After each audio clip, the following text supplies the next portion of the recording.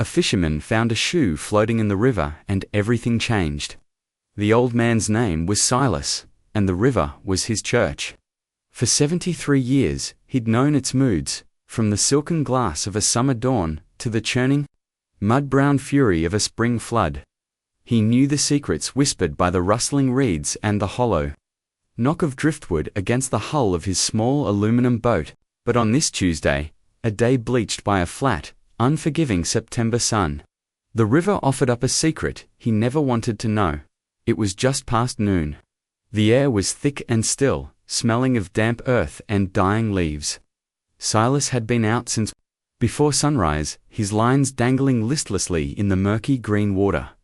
The fish weren't biting, he wasn't bothered, the quiet was the point. It was a quiet that had settled deep into his bones after his wife, Mary, had passed 2 years prior.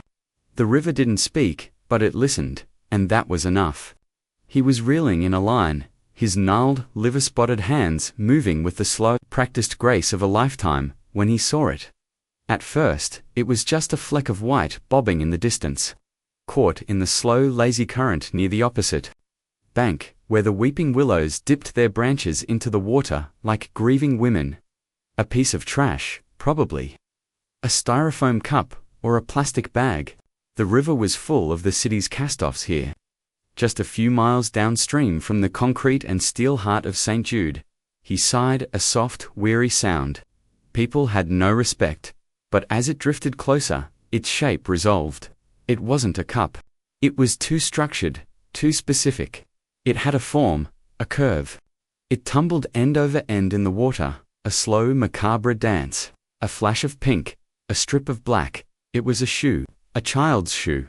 Silas's heart gave a little lurch, a painful thud against his ribs.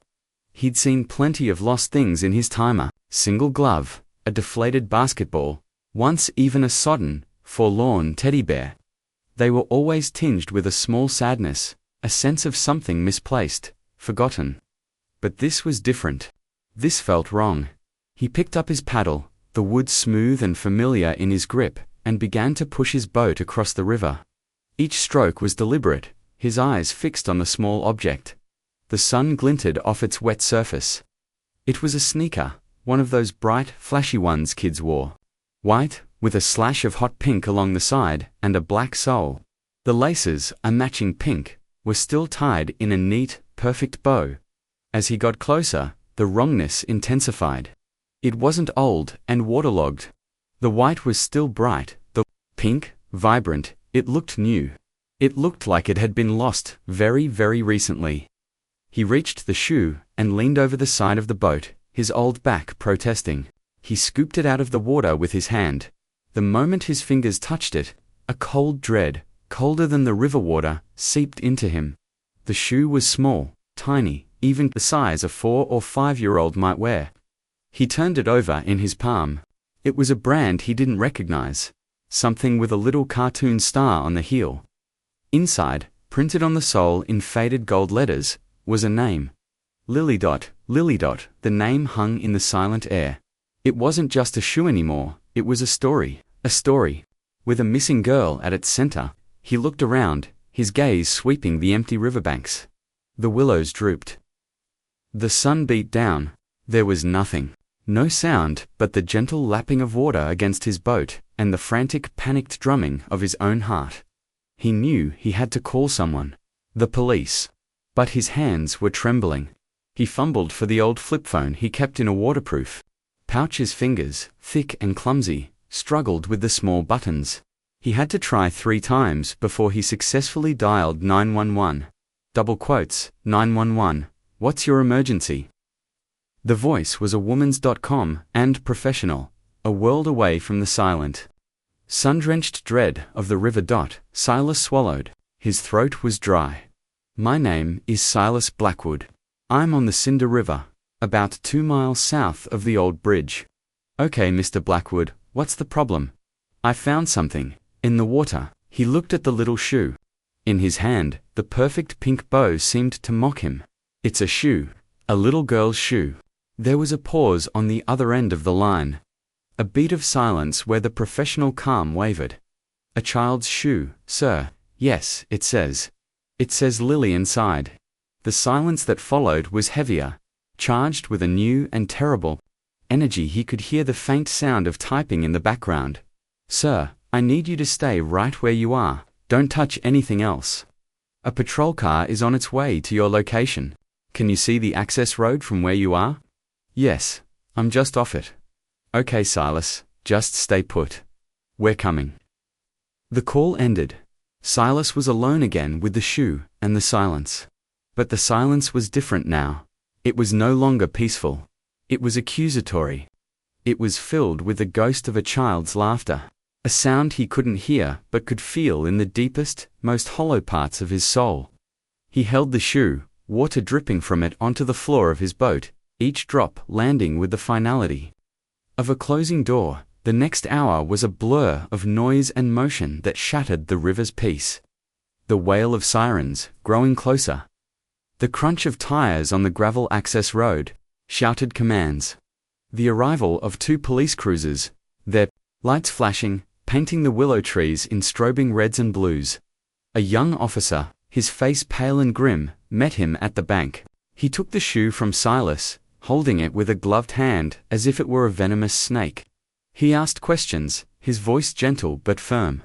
Silas answered, his own voice feeling distant, disconnected from his body. He told them everything: the time, the location, the way it had been floating.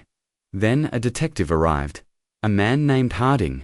He was older, with tired eyes that had seen too much, and a suit that looked out of place in the rustic setting.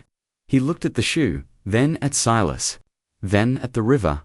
Lily, he said, the name a flat, dead thing in his mouth. Lily Ann Carter. She was reported missing this morning. From her own backyard, the words hit Silas like a physical blow. He stumbled back, his hand finding the rough bark of a tree for support. Missing. Not just a lost shoe, a lost child. A little girl named Lily. Harding's eyes were on the river, a hard, calculating look in them. She's 5 years old. Lived with her mother and stepfather. House is less than a mile from here. Backs up onto a creek that feeds into this river. He ran a hand through his thinning hair. The mother said she was playing on the swing. Seth turned her back for 5 minutes, and she was gone. A 5-minute window. A lifetime. They've been searching the woods all morning, Harding continued, his voice low, almost to himself. The whole neighborhood. We were hoping it was a runaway. That she was just hiding somewhere. He looked back at the shoe, now sealed in an evidence bag. This changes things. It changed everything. The search, which had been a frantic but hopeful effort, now shifted its focus to the river. The quiet place Silas had come to for solace was transformed into a scene of grim, methodical activity. More boats arrived, police boats with divers in black wetsuits.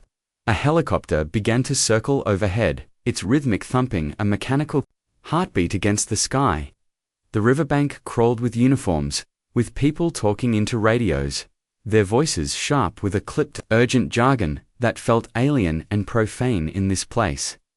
Silas felt useless, an old relic washed up on the shore of a tragedy. He wanted to leave, to go home, and hide from the horror that had floated into his life.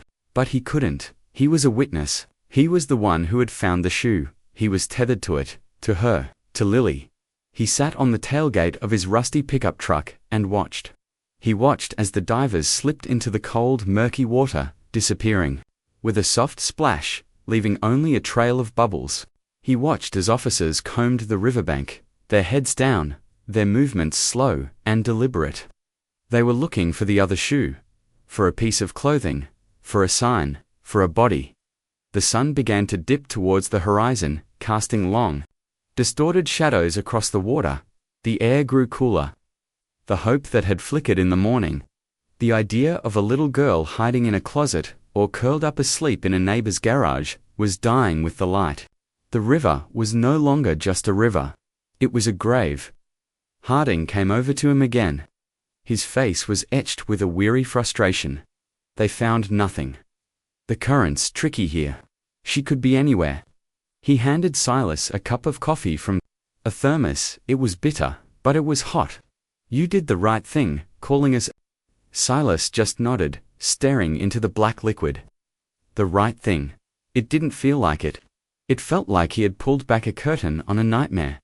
The stepfather, Silas, said, his voice raspy. What's he like? Harding gave him a sharp look. Richard Rick Thompson, local real estate developer, big man in town, pillar of the community, they say. There was a cynical edge to his voice. He's the one who organized the neighborhood search. Been playing the part of the grieving father all day. You don't sound convinced. Harding took a long sip of his own coffee. In my line of work, you learn that the pillars are often the first to crumble. The mother, Sarah, she's a wreck. Hysterical, but he's too calm, too controlled. It's rubbing me the wrong way. The helicopter's thumping grew louder as it made another low pass.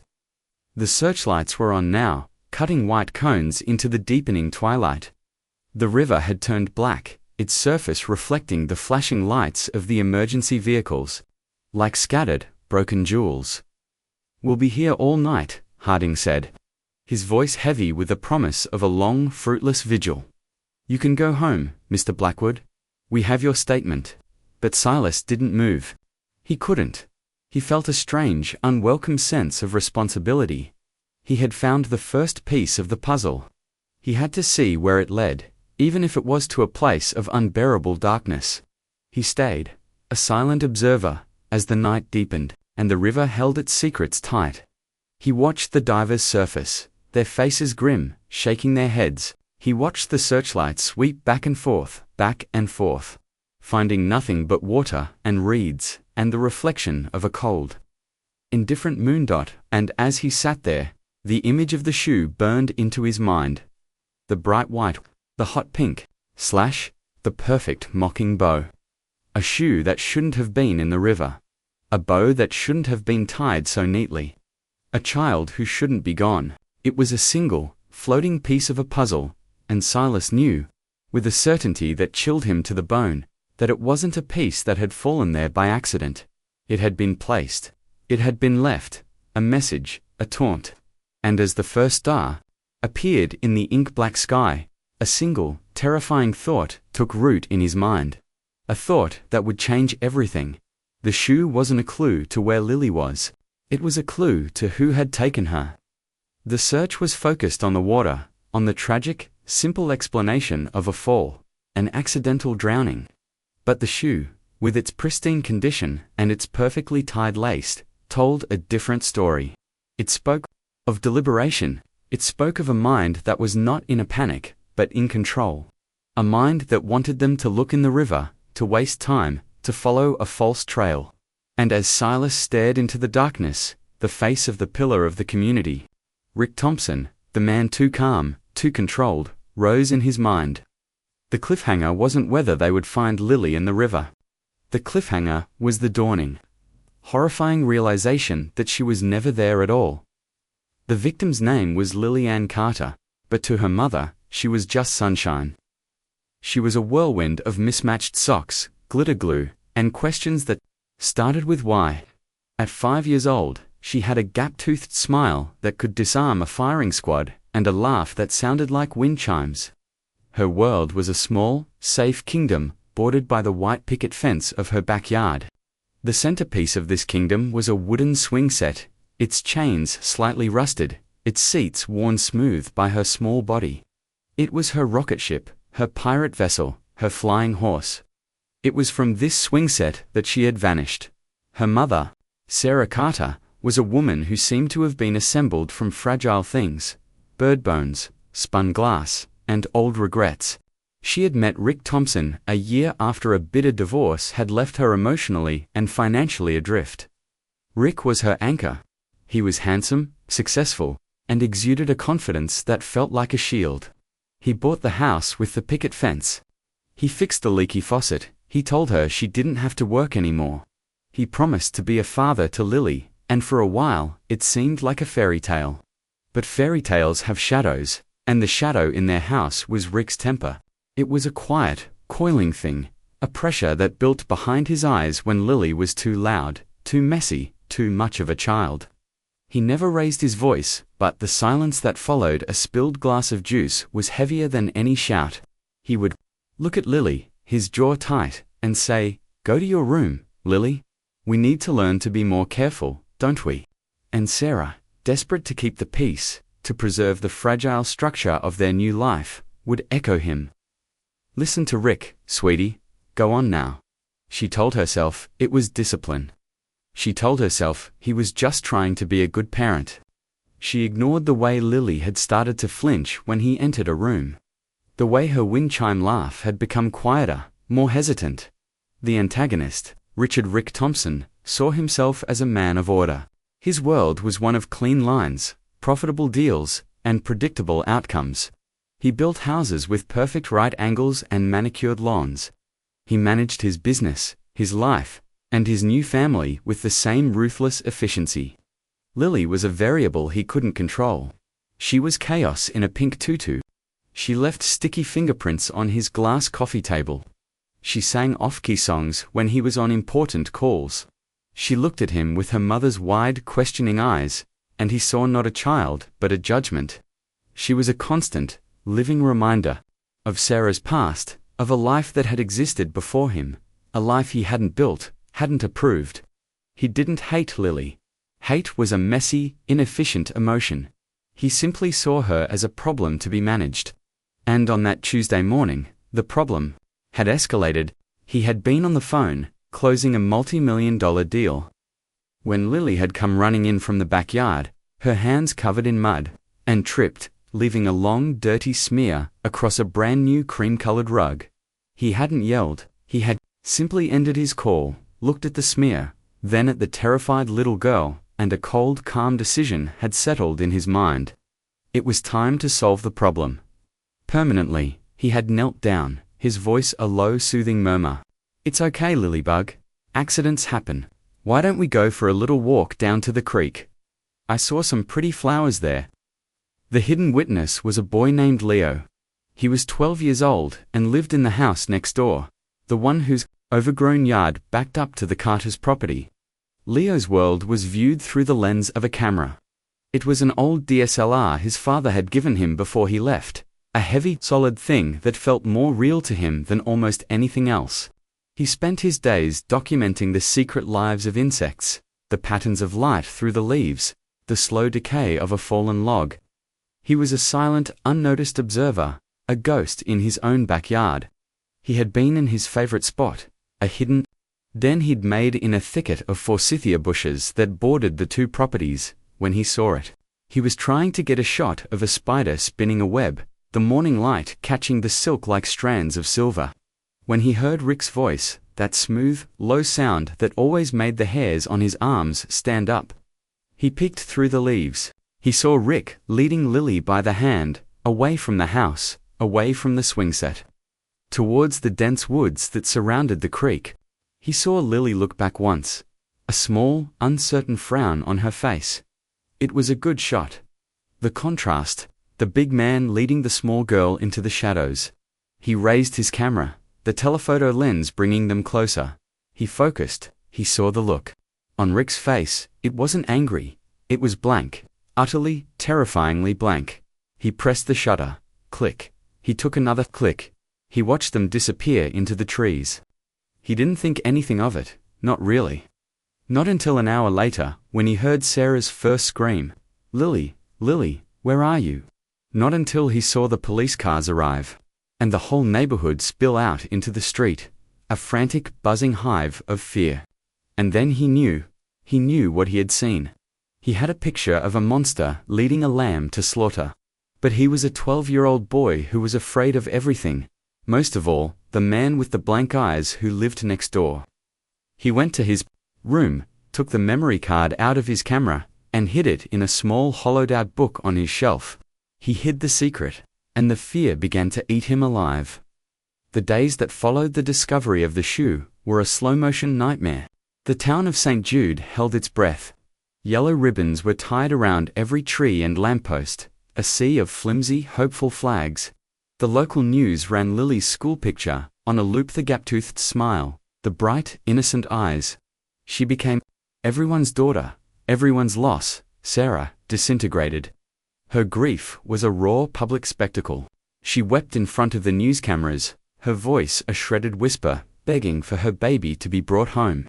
She barely ate, she didn't sleep. She wandered the house, clutching one of Lily's stuffed animals, a floppy-eared rabbit, her face a mask of disbelief. Rick was her rock. He stood beside her, his arm firmly around her shoulders, his face a portrait of stoic, masculine grief. He was the one who spoke to the police, who organized the volunteer search parties, who addressed the media with a calm, measured voice. "We will not give up hope," he said, his eyes finding the camera, his expression one of resolute sorrow. "We just want our little girl back." The town looked at him and saw a hero. A man holding his family together in the face of unimaginable pain. Silas, the old fisherman, saw a liar. He couldn't shake the image of the shoe, the perfect bow. It was a detail that snagged in his mind, a small, sharp hook. An accident didn't leave a perfect bow. A panicking child, a fall into the water that would have been messy, chaotic. The shoe was neat. It was tidy. It was placed. He went to the police station twice to talk to Detective Harding, to try and explain his unease. "It just doesn't feel right," he'd said, his hands twisting the brim of his old hat. It felt staged. Harding had listened, his tired eyes patient. "We're exploring all angles, Mr. Blackwood. But right now, all the evidence points to the river. The currents are strong. It's a tragic, but unfortunately, common scenario. The official theory was set in stone.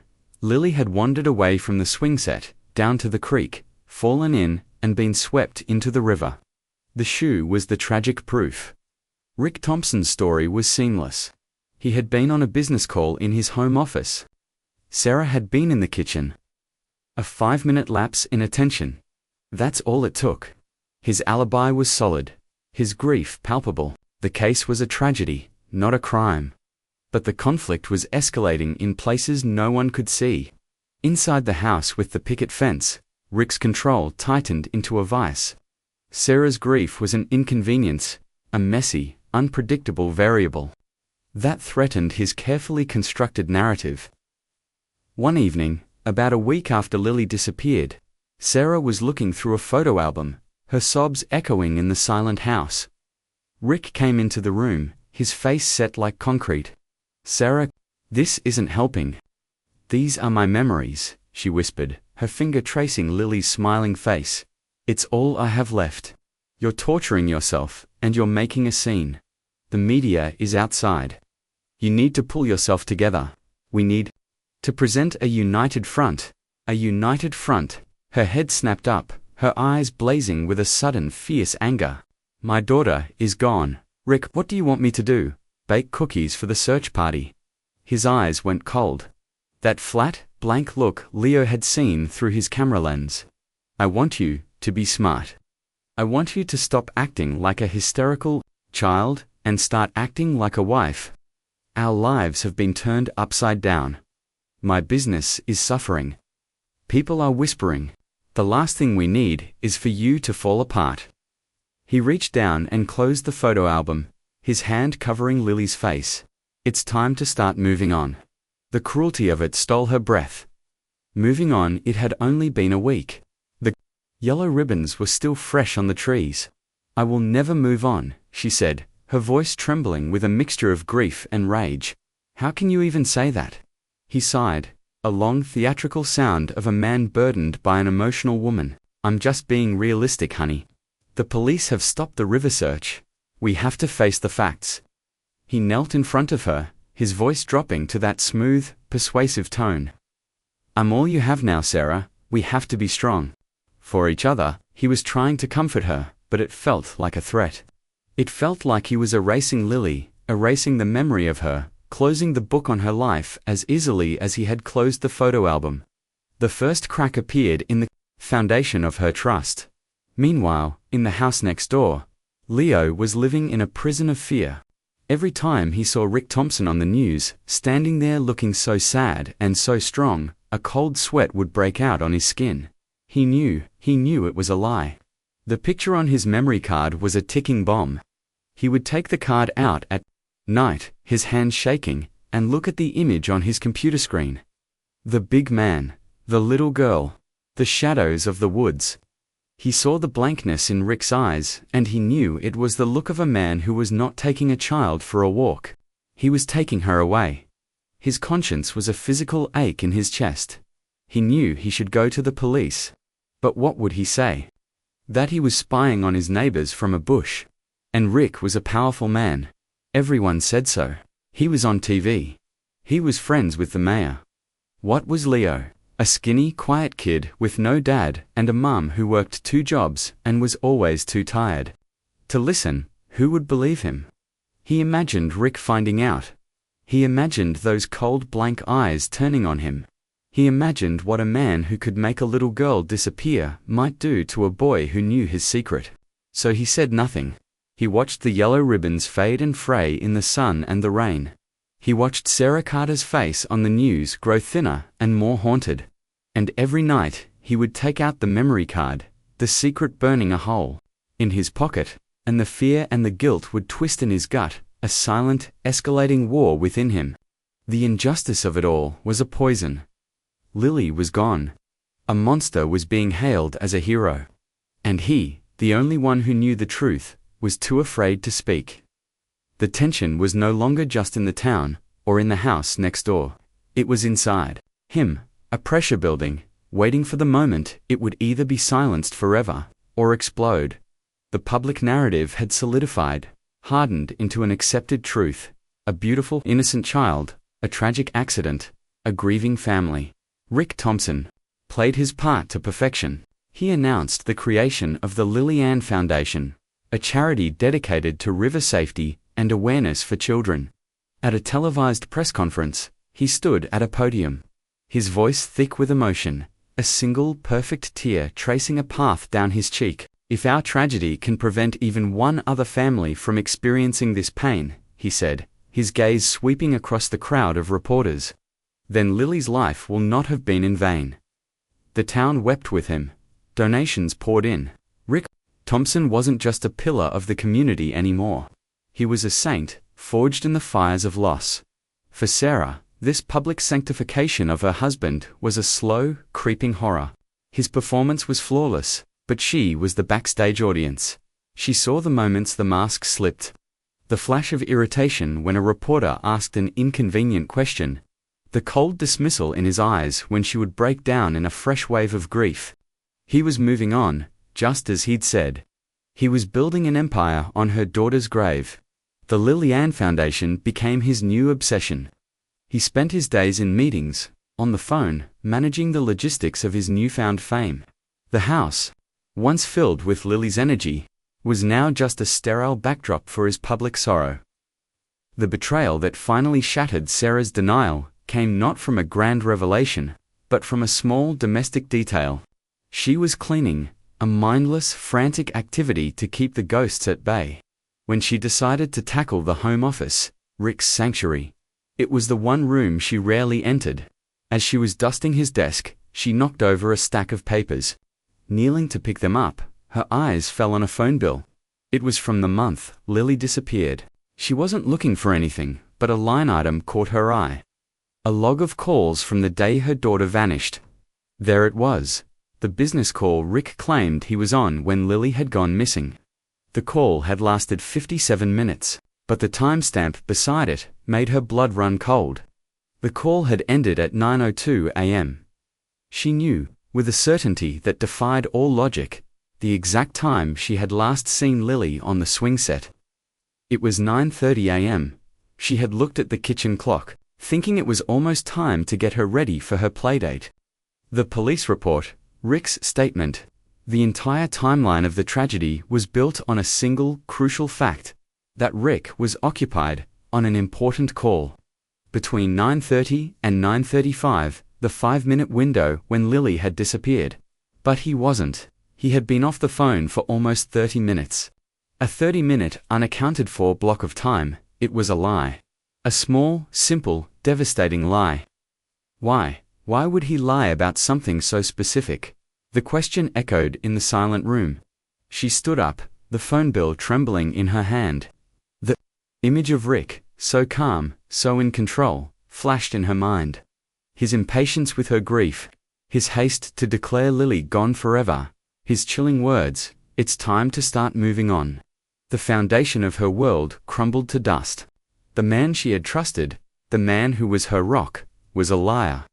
And if he had lied about this, what else had he lied about? The question was too monstrous to contemplate, but it was there, a coiled snake in the pit of her stomach. Her husband had not been on the phone, he had been free, he had been available, he had been there. For Leo, the boy next door, the pressure was becoming unbearable. The image of Rick Thompson, the grieving father, was a constant presence on TV, on the internet, on billboards for the new foundation. Every time Leo saw that handsome, sorrowful face, his stomach would clench with a mixture of terror and guilt. He started having nightmares. He would see Lily's face, her gap-toothed smile, and then Rick's blank eyes, and he would wake up, his heart pounding. The secret, a lead weight in his chest. The antagonist was growing bolder.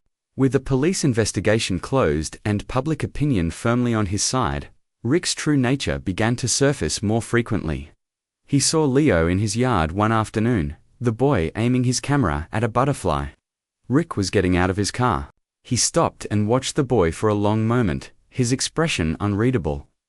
Then he walked over to the picket fence. "That's a nice camera," Rick said. His voice was casual, friendly, but it sent a jolt of pure fear through Leo. Leo lowered the camera, his hands suddenly clammy. "Thanks," he mumbled, not meeting the man's eyes. "You take a lot of pictures," Rick continued, his gaze sweeping over the overgrown yard, the thicket of forsythia. "You see a lot of things from back here, I bet." It wasn't a question, it was a statement. A warning. Leo's heart hammered against his ribs. He knows. The thought screamed in his mind. He knows I saw him. I like bugs," Leo stammered, his voice barely a whisper. Rick smiled, a slow, thin smile that didn't reach his eyes. "Bugs, right." He lingered for a moment longer, his presence a suffocating weight. Then he said, "You should be careful. It's easy to get lost in the woods back there. A kid could get hurt." He turned and walked into his house, leaving Leo frozen by the fence. The threat hanging in the air like poison gas. That night, Leo made a decision. He couldn't live with the secret anymore. The fear of Rick was immense, but the guilt, the image of Lily's face, was worse. He had to tell someone. He couldn't go to the police. Rick's warning had made that clear. But there was someone else.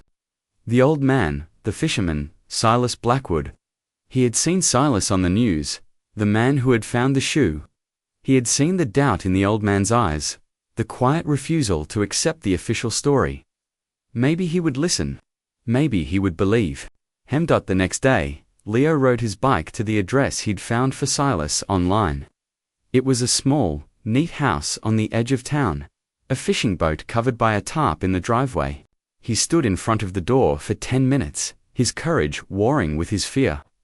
Finally, he took a deep breath and knocked. Silas opened the door. He looked older, more frail than he had on TV. His eyes, though, were sharp and intelligent. They looked at Leo with a gentle curiosity. "Can I help you, son?" Leo's throat was tight. He couldn't speak. He just held out the memory card. It was a tiny piece of plastic, but it felt as heavy as a stone. Silas looked at the card, then back at the boy's terrified face. He saw the trembling hands, the wide, haunted eyes. He knew, with the instinct of a man who had lived a long life, that this was important. He took the card. "Come in," he said, his voice soft. "Come in and tell me everything." And so, in the quiet, sunlit living room of the old fisherman, the dam of Leo's silence finally broke. The story poured out of him in a torrent of whispered fearful words. The camera, the forsythia bush, the man with the blank eyes leading the little girl into the woods, the click of the shutter, the threat at the fence. Silas listened, his expression growing grimmer with every word. He took the memory card to an old desktop computer in the corner of the room. He inserted it into a card reader. A folder of images appeared on the screen. He clicked on it, and there it was. The plot twist was not a single, sudden revelation, but the slow, sickening unfurling of a photograph. On the dusty computer monitor in Silas Blackwood's living room, the image loaded, pixel by pixel. It was grainy, shot through a tangle of leaves, but its content was devastatingly clear. Rick Thompson, his back partially to the camera, was holding Lily's hand. They were at the edge of the woods that bordered the creek, but it was Lily's posture that told the story. She wasn't walking, she was being pulled. Her little body was rigid, her feet dragging slightly. Her head was turned back towards her house, her face a mask of confusion and fear. And Rick, the look on his face, captured in profile, was the one Leo had described. It was a chilling void, an absence of all emotion. It was the face of a man not taking his stepdaughter for a walk, but removing an obstacle. Silas stared at the screen, his breath caught in his throat. The shoe, the perfect bow, the lie about the phone call. It all clicked into place, the pieces of a puzzle forming a picture of unimaginable evil. This photograph was the missing piece. It was the proof. It was the truth. He looked at Leo, who was huddled in a chair, watching him. His young face pale with a mixture of terror and relief. "You did the right thing, son," Silas said, his voice thick with emotion. "You did a very brave thing, but bravery had a cost." They both knew what this photograph meant. It meant confronting a man who was not just a liar, but a killer. A man who had the town, the media, and the authorities eating out of the palm of his hand. They couldn't just walk into the police station. Rick would deny it. He would say the photo was taken out of context. He would paint Leo as a troubled, imaginative child. He would use his power and influence to crush them. Rick had already threatened the boy. He would not hesitate to silence him permanently. "He knows," Leo whispered. "He knows I saw something. He told me to be careful." Silas's mind raced. They had the truth, but the truth was a fragile thing. It needed protection. It needed a platform so powerful that Rick Thompson couldn't spin his way out of it. The conspiracy wasn't just Rick's lie. It was the wall of public perception he had built around himself, a fortress of feigned grief and civic duty. To bring him down, they couldn't just knock on the door. They had to blow the fortress to pieces. The stakes had shifted. This was no longer just about finding justice for Lily. It was about exposing a monster who was hiding in plain sight. A man who had manipulated an entire town's grief for his own gain. It was about a public scandal, a reckoning that had to be absolute and undeniable. Silas knew he couldn't do it alone. He needed help. He thought of Detective Harding, the one man in the police department who had seemed to harbor his own doubts. But even Harding was bound by procedure, by the need for concrete, prosecutable evidence. The photo was powerful, but it wasn't a confession. Then, an idea began to form in Silas's mind. A risky, audacious idea.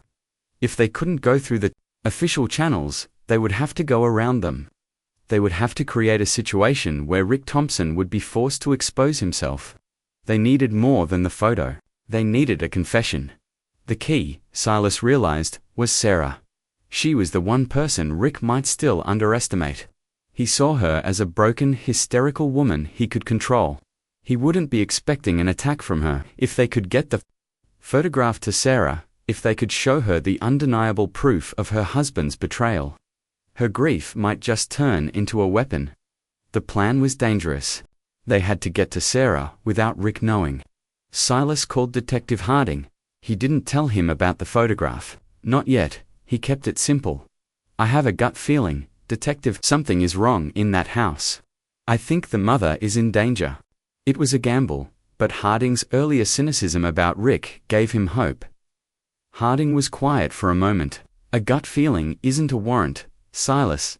"I know," Silas said. "But you had one too. You told me so yourself. Just watch the house please for me, for Lily." There was another pause.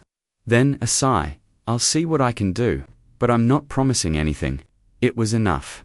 A seed of doubt, replanted. The next step was to get the photo to Sarah. Leo was too terrified to go near the house again. so Silas had to do it himself.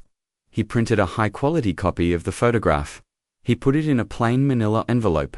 On the front, he wrote a single word, truth. That evening, under the cover of darkness, Silas drove to the gilded cage where Sarah Carter lived. The house was lit up, a warm, inviting glow that belied the darkness within. He could see Rick's car. In the driveway, he parked down the street and watched, his heart pounding a nervous rhythm against his old ribs. He waited for an hour. Then 2. Finally, just after 11 p.m., the front door opened. Rick Thompson came out, dressed in a suit. He got into his car and drove away. A late-night meeting for the foundation, perhaps, a tryst with a mistress. It didn't matter, he was gone. This was their chance. Silas walked quickly to the house, his footsteps silent on the manicured lawn. He slipped the envelope into the mail slot in the front door. It landed with a soft thud on the hardwood floor inside. He didn't wait. He turned and walked away, melting back into the shadows. Inside the house, Sarah heard the soft sound. She had been sitting in the dark, in Lily's room, surrounded by the ghosts of her daughter's life. She thought it was just the house settling. But a sliver of light from the street lamp outside illuminated the envelope on the floor. Curious, she went and picked it up. Truth. Her hands trembled as she tore it open. She pulled out the photograph. Time stopped. The world tilted on its axis. The air left her lungs in a silent scream. It was him. It was Rick. And it was Lily. But it wasn't her husband, the grieving father. It was a stranger, a monster, the blankness in his eyes. The way he was pulling her daughter, dragging her towards the darkness of the woods. The lie of the phone, cool, the coldness in his eyes, his rush to move on it, all coalesced into a single, horrifying, undeniable reality. He hadn't just lied, he had done it. He had taken her baby. He had killed her. The grief that had crippled her for weeks, transformed in an instant. It was not erased, but transmuted, forged in the fire of betrayal into something hard and sharp, and lethal. It became rage. A pure crystalline rage that burned away the fog of sorrow and left behind a terrible, cold clarity. She knew what she had to do. She couldn't scream. She couldn't run. He would be back soon. She had to be smart. She had to be the one thing he never expected her to be. She had to be dangerous. She went to Rick's office. She knew he kept a small, personal safe hidden behind a bookshelf. He had shown it to her once, boastfully. He kept a handgun in there, for protection. He had other things in there too, he'd hinted. Important documents, private things. She had never known the combination, but as she stood in the office, her mind racing, a memory surfaced. A conversation from months ago. He had been laughing about setting a new password for his computer. I just used the date I closed the biggest deal of my life, he'd said. The day I became a real player. He was a man of ego and habit. It was a long shot. She pulled the books away, revealing the small black safe. Her fingers, slick with a cold sweat, moved to the keypad. She remembered the deal. He had bragged about it for weeks. She entered the date. A 6-digit number. She held her breath. The safe clicked open. Inside, nestled next to the cold black steel of the handgun, was a small digital voice recorder. She knew what it was. Rick used it to dictate notes for his business. He was meticulous about documenting everything. Her hand shook as she picked it up. She pressed the play button. The first sound was Rick's voice, calm and professional, dictating a memo. She fast-forwarded, another memo, and another. Then, she heard a different sound, a small voice. I don't want to go, I want Mummy. It was Lily. Sarah's knees buckled. She sank to the floor, her hand clamped over her mouth to stifle a sob. She forced herself to listen. Rick's voice, no longer smooth and professional, but cold and flat. We're just going for a walk, Lilybug. It'll be our little secret. I don't like this secret. Lily's voice trembled. Hurting my arm. Stop whining. You brought this on yourself. You need to learn that there are consequences for making a mess. The recording was a few minutes long. It was the sound of her daughter's last moments, her fear, her confusion, his cold, remorseless voice leading her to her death. And then, at the very end, after a long, terrible silence, Rick's voice, alone, breathless, speaking as if to himself. Problem solved. Now for the cleanup. The full conspiracy was laid bare. It wasn't just a murder. It was a calculated, cold-blooded execution of a child he saw as an inconvenience. The shoe in the river, the foundation, the public griffin, was all a performance, a meticulous cleanup to conceal an unimaginable crime. The recording was his trophy, a secret testament to his own cleverness. Stored away with his gun, Sarah sat on the floor, the recorder clutched in her hand. The sound of her daughter's last words echoing in the silent house. The rage inside her burned hotter than the sun. The stakes were no longer personal.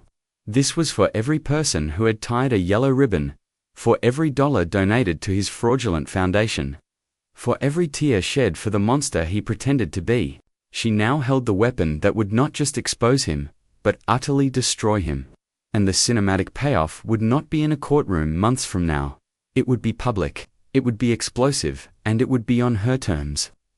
She heard his car pull into the driveway. She stood up, her face a mask of stone. The final act was about to begin. The cinematic payoff had to be perfect. It had to be a public execution of his character, a detonation of the lies he had so carefully constructed. Sarah knew that a quiet arrest, a sterile courtroom trial months down the line, would not be enough. The world had watched him pretend to grieve, now the world would watch him burn. The annual St. Jude Founders' Day Gala was in 2 days. It was the premier social event of the year, attended by the mayor, the chief of police, and the city's most influential citizens. And this year, the guest of honor, the keynote speaker, was the town's newest hero, Rick Thompson. He was scheduled to receive a special award for his civic leadership and the creation of the Lillian Foundation. It was the perfect stage. Sarah began to move with a chilling, methodical purpose. She called Silas. Her voice was no longer the shredded whisper of a grieving mother. It was cold, hard, and clear. "I have it," she said, without preamble.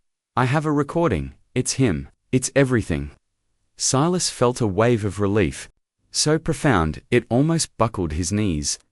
"Sarah, you need to get out of there. Take the recorder and go to Harding." "No," she said, her voice absolute. "A quiet arrest isn't justice. He's going to get an award on Saturday night.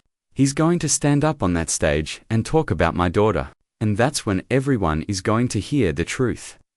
The audacity of her plan was terrifying, but Silas understood it. It was a reckoning born of unimaginable pain. "What do you need me to do?" he asked. "I need you and the boy to be there, and I need you to call Detective Harding. Tell him to be at the gala. Tell him to be ready." For the next 2 days, Sarah played the part of the devoted, broken wife. She helped Rick pick out his tuxedo. She listened as he practiced his acceptance speech, a nauseating tapestry of false humility and stolen sorrow. She smiled, a dead, empty smile, and he saw nothing but the fragile woman he had so easily controlled. He was blinded by his own arrogance. He had no idea he was living with his executioner. The night of the gala arrived. The ballroom of the St. Jude Grand Hotel was a glittering spectacle of chandeliers and champagne. The city's elite mingled, their laughter echoing in the cavernous room. Rick Thompson was the center of it all, accepting handshakes and condolences with practiced grace. Sarah stood by his side, a ghost in a black dress, her face a pale, beautiful mask of tragedy. She held his arm, and the touch of his skin made her want to vomit. In her small evening bag, nestled next to her lipstick, was the digital recorder. Silas and Leo sat at a small table in the back, near the sound booth. Leo was wearing a borrowed suit that was too big for him, his face ashen. Silas had his hand on the boy's shoulder, a small, reassuring pressure. Across the room, he saw Detective Harding, standing near the exit, his face grim. 2 uniformed officers, discreetly positioned nearby. The trap was set.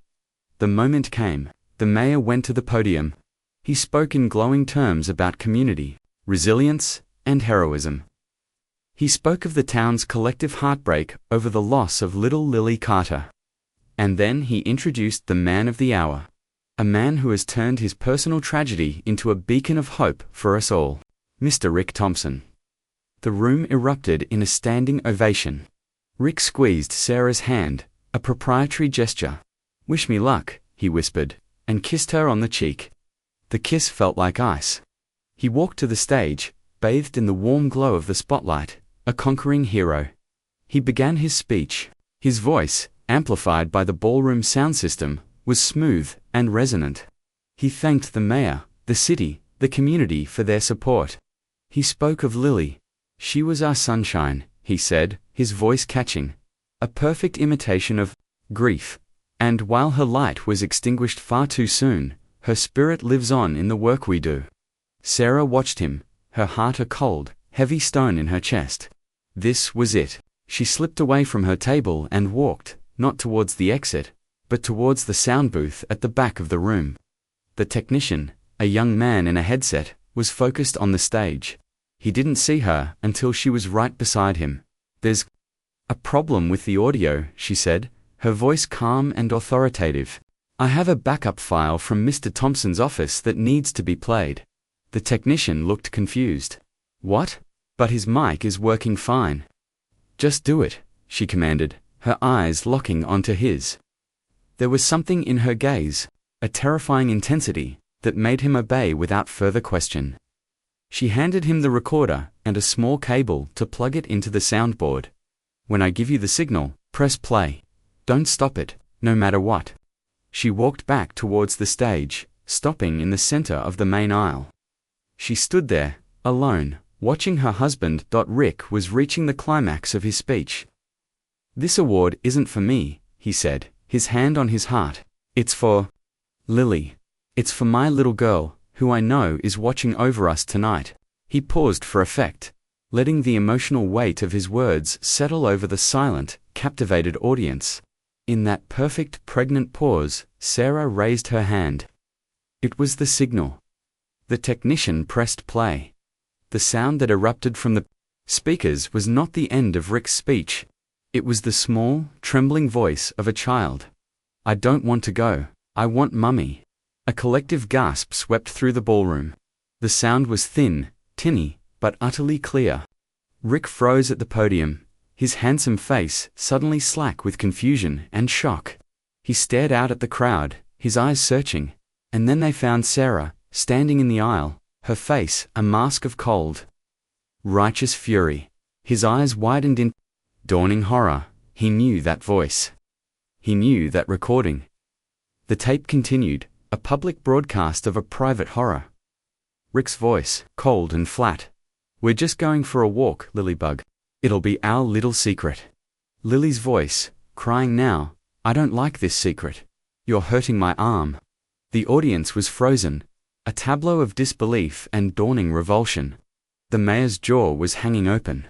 People were looking at each other, then at the stage, then at Sarah. The hero was becoming a monster before their very eyes.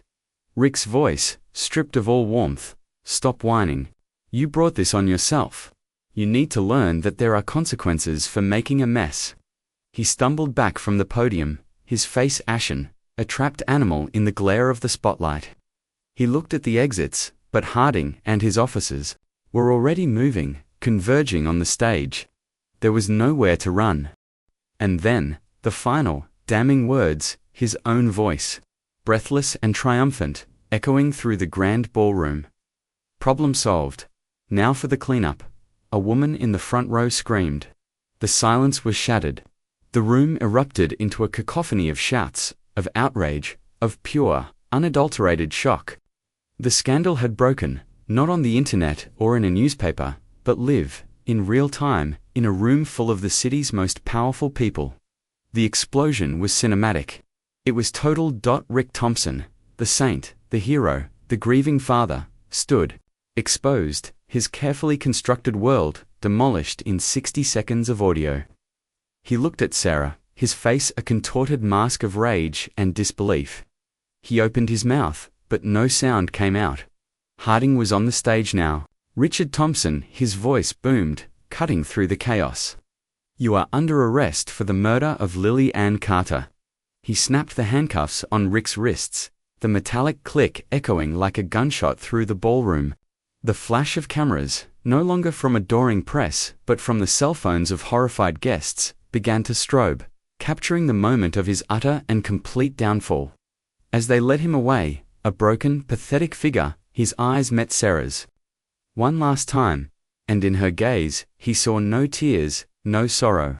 Only the cold, satisfying fire of justice delivered. The cinematic payoff was complete. The monster had been caged, and the whole world had watched it happen. The emotional aftermath was not a celebration. Justice was not a victory, but a vast, empty space where a little girl's laughter used to be. The media frenzy that followed Rick's spectacular arrest was a storm that Sarah weathered in silence. She refused all interviews, all offers for book deals and television movies. She had not sought fame or revenge. She had sought a reckoning, and it had been delivered. Now, there was only the quiet. The trial was a formality. The recording, combined with Leo's photograph and testimony, was irrefutable. Rick Thompson, the man who had been the town's hero, was sentenced to life in prison without the possibility of parole. He never showed a flicker of remorse, his face remaining a blank mask of narcissistic injury to the very end. Sarah sold the house with the white picket fence. She couldn't bear to look at the swing set, to walk through the rooms where Lily had played. The money from the sale, along with every last cent from the now-defunct Lily Ann Foundation, was donated to a national center for missing and exploited children. It was the only good that could be salvaged from the wreckage. She moved to a small, anonymous apartment in a different city, a place where no one knew her name or her story. The healing was slow, a fragile, tentative thing. There were days when the grief was a physical weight that pinned her to the bed, the silence in her apartment a deafening roar. But there were other days too. Days when she could remember Lily's gap-toothed smile and feel a warmth in her chest instead of a stab of pain. She started volunteering at a local library, reading stories to children. In their bright, upturned faces, she found a small measure of peace. A way to honor the memory of the daughter she had lost. One crisp autumn afternoon, a year after the trial, she drove back to St. Jude. She didn't go into the town, she went to the river. She found the spot where Silas had his boat, the place where the weeping willows dipped their branches into the water. The old fisherman was there, mending a net, his gnarled hands moving with a familiar, steady rhythm. He saw her, and his weathered face broke into a gentle smile. They didn't speak for a long time. They just stood by the water, the same water that had once been the scene of a lie, and watched the current flow by. "He came to see me," Silas said finally, his voice a low rumble. "Who?" Sarah asked. "The boy Leo." Silas looked out at the river. His mum got him a new camera, a real professional one. "He's good, takes pictures of birds mostly. He's found his voice, I think. He's not afraid anymore." Sarah felt a tear slide down her cheek. It wasn't a tear of sorrow, but of something else. Gratitude, perhaps. For the quiet courage of a scared little boy and a stubborn old man. "Thank you, Silas," she whispered. "For everything, for believing." He just nodded, his eyes on the water. "The river gives things up, sooner or later," he said. "It always tells the truth in the end." Before she left, Sarah walked to the water's edge. She was holding a single, white lily. She knelt and placed it gently into the current. It bobbed for a moment, a stark, beautiful fleck of white against the dark green water, before it was caught by the flow and began its slow journey downstream. It wasn't a goodbye, it was a release, a letting go of the anger and the pain, leaving only the love.